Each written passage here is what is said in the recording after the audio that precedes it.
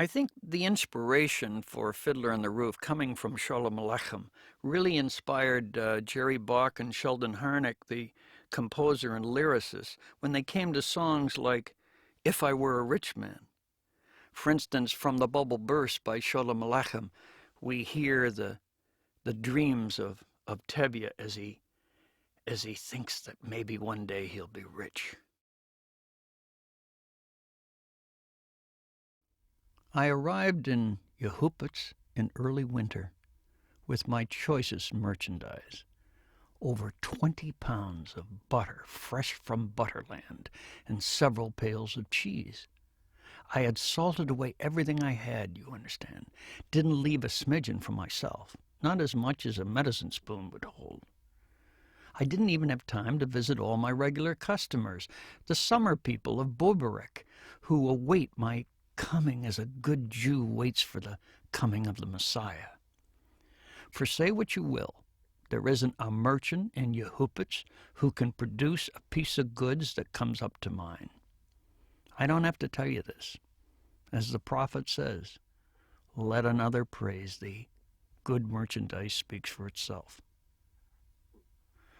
Well, I sold out everything to the last crumb, threw a bundle of hay to my horse, and went for a walk around the town.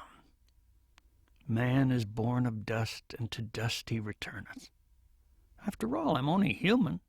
I wanted to see something of the world, breathe some fresh air, take a look at the wonders Yehupitz displays between glass windows, as though to say, use your eyes all you want, but with your hands away.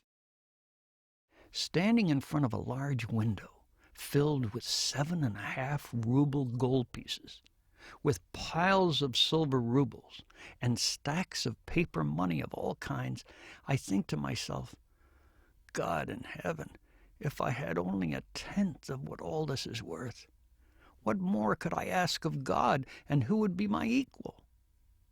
First of all, I would marry off my oldest daughter, give her a suitable dowry, and still have enough left over for wedding expenses, gifts, and clothing for the bride. Then I would sell my horse and wagon and my cows and move into town.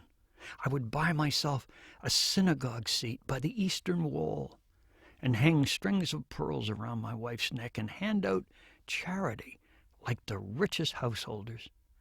I would see to it that the synagogue got a new roof, instead of standing as it does now, practically roofless, ready to cave in any minute.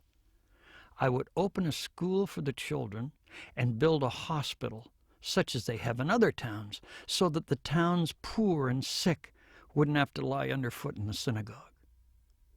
And I would get rid of Yankel Scheigitz as president of the Burial Society.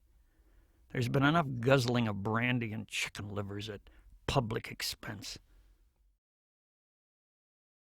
From Modern Children by Sholem Aleichem.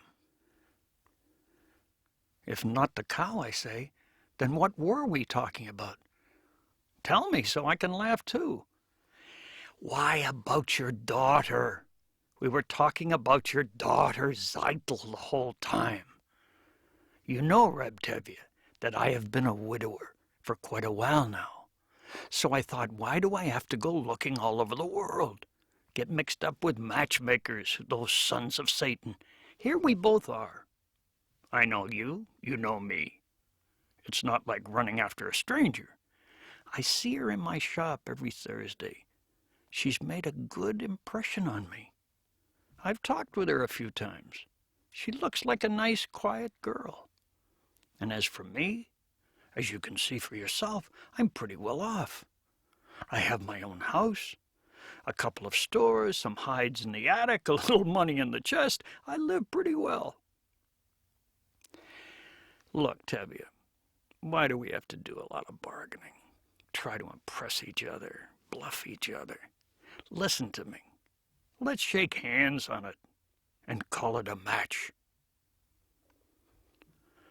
Well, when I heard that, I just sat and stared. I couldn't say a word. All I could think was, Laser Wolf, Zeitel. He had children as old as she was. But then I reminded myself, what a lucky thing for her. She'll have everything she wants. And if he's not so good looking, there were other things besides looks. There was only one thing I really had against him. He could barely read his prayers. But then can everybody be a scholar? There are plenty of wealthy men in Tevye, in Mazepevka, and even in Yehupitz, who don't know one letter from another. Just the same, if it's their luck to have a little money, they get all the respect and honor a man could want. As the saying goes, there's learning in a strong box and wisdom in a purse. Well, Reb Tevye, he says, why don't you say something? What do you want me to do? Yell out loud? I asked mildly, as if not wanting to look anxious. You understand, don't you, that this is something a person has to think over? It's no trifle. She's my eldest child.